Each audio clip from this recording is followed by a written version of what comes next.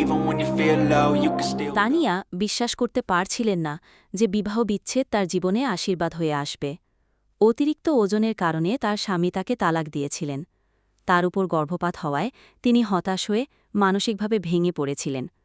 মার্কিন যুক্তরাষ্ট্রের ক্যালিফোর্নিয়ার বাসিন্দা ৩১ বছর বয়সী তানিয়া সান্তিয়াগো এরপর শারীরিকভাবে সুস্থ হওয়ার কঠিন শপথ করেন।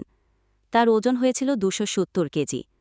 গত ৩ বছরে ১৯০ কেজি কমিয়ে এখন তার ওজন ৮০ কেজি।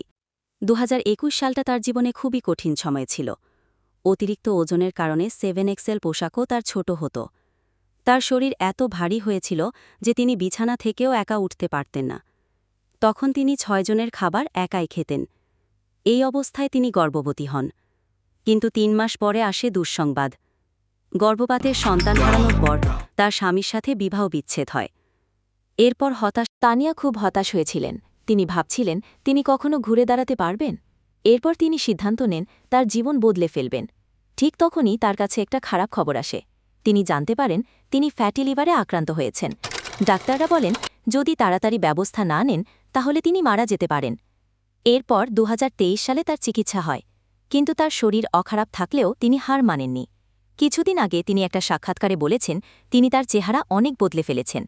তার পরিচিতরা তাকে চিনতে পারছেন না সহজে। এর মধ্যে তিনি তার মনের মানুষকেও খুঁজে পেয়েছেন। তিনিও তানিয়ার গল্প শুনে অবাক হয়েছেন এবং তার ছবি দেখে বিশ্বাস করতে পারেননি যে মানুষ এত বদলে যেতে পারে। তানিয়া প্রথমে হাঁটা, জিমে যাওয়া আর সাঁতার কাটা শুরু করেন।